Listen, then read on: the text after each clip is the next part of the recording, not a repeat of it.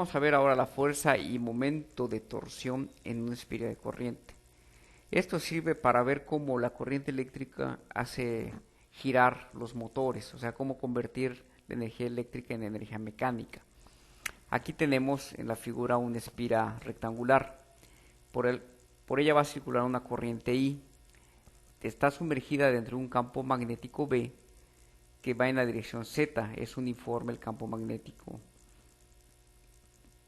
Bien, la fuerza desviadora, ¿cómo va a estar? Siguiendo la regla de la mano derecha tenemos la corriente I, el campo magnético hacia arriba. Entonces, por la regla de la mano derecha la fuerza va a ir en esta dirección. Esa fuerza va a valer en este caso, va a ser la longitud A, el vector B por la corriente I, va a ser de la fuerza desviadora en esta dirección, que va a ser igual a esta, pero eso es lo que va en esta dirección. Igual acá tenemos fuerzas desviadoras, pero estas fuerzas va a ser la longitud B por la corriente I por B. Ahora, estas cuatro fuerzas se van a cancelar. Esta vale lo mismo que esta y esta vale lo mismo que esta. Entonces se cancelan. La suma de fuerzas totales es cero. Sin embargo, la torca tau, que es el momento de torsión, no es cero. La torca tau, con la letra griega tau, es igual al producto cruz de R cruz F. En este caso, R es un vector que va de aquí a acá.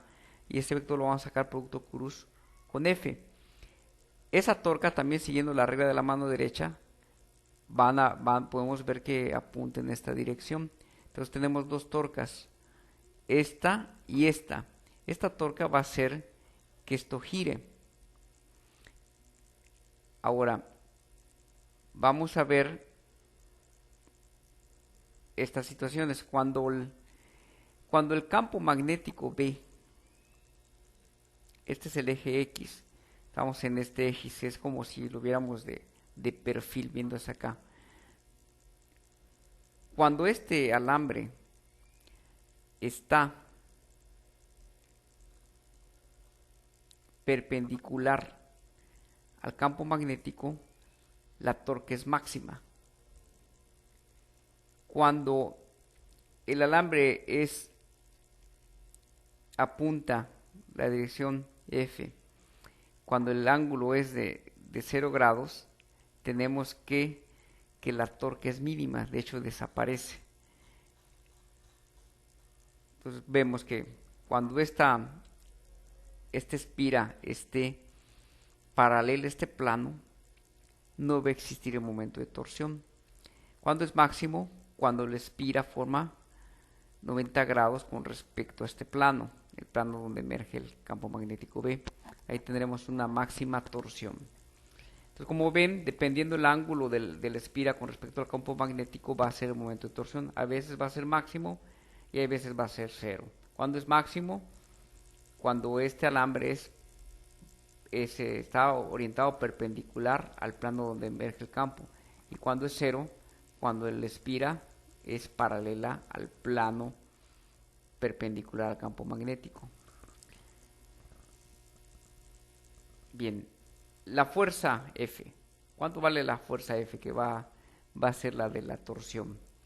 Va a ser, la fuerza es I, la corriente I que circula por el lado A, por el campo magnético B.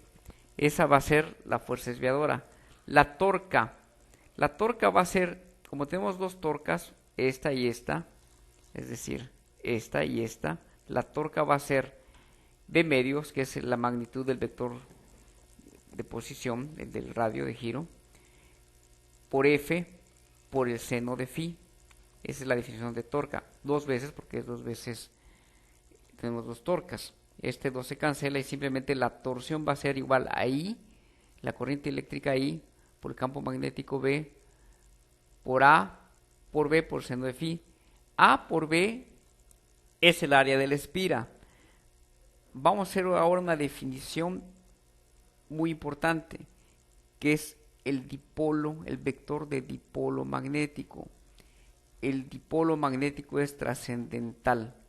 Es tan trascendental como la carga eléctrica. Aquí, ¿esto quién produce? Por ejemplo, un electrón que describe una trayectoria circular va a tener el mismo efecto acá. se va a producir un momento de torsión sobre ese electrón, por ejemplo. Entonces, el momento de torsión,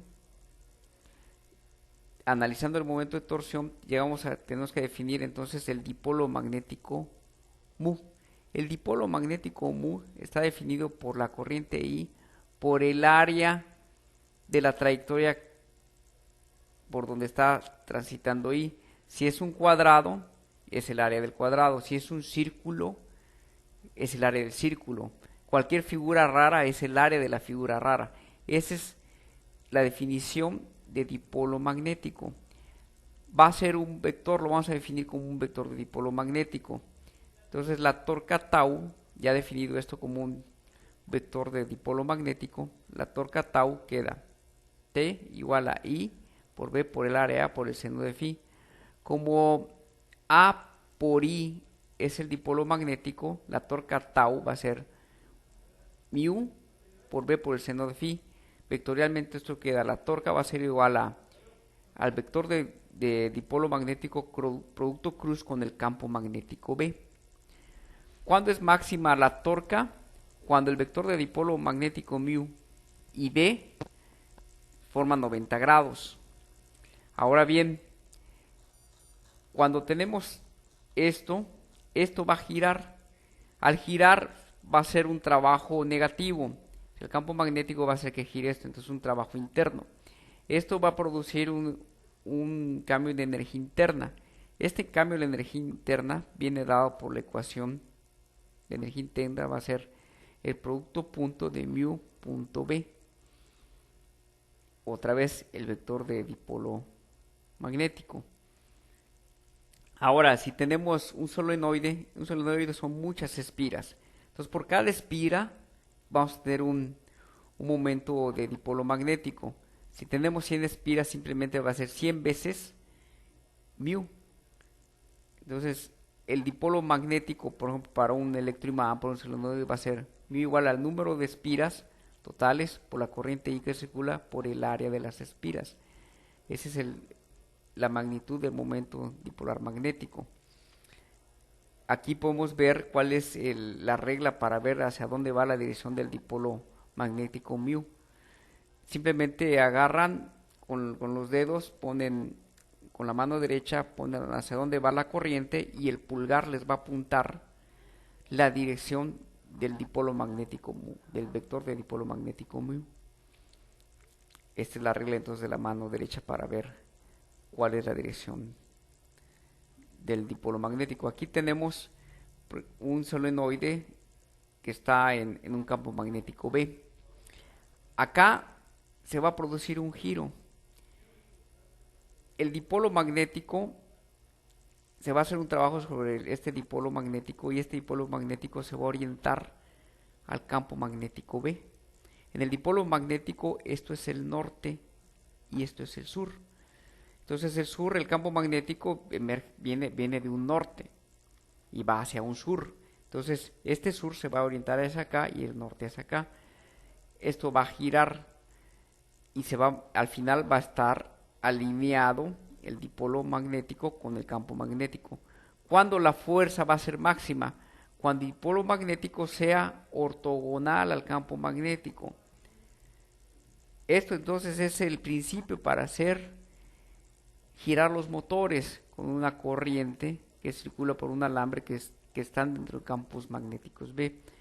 El impacto de los dipolos magnéticos en las ciencias es como se describe el magnetismo. A nivel atómico, lo que sucede es que los electrones están girando en torno al núcleo. Eso produce un dipolo magnético. El electrón en sí tiene un giro intrínseco, ahí tienen otro dipolo magnético. El núcleo también tiene cargas en movimiento, también hay dipolos magnéticos internos en el núcleo. Todas las partículas fundamentales normalmente tienen un spin, hay veces es cero, pero cuando no es cero el spin, quiere decir que las partículas elementales tienen su dipolo magnético. Eso incluye los quarks.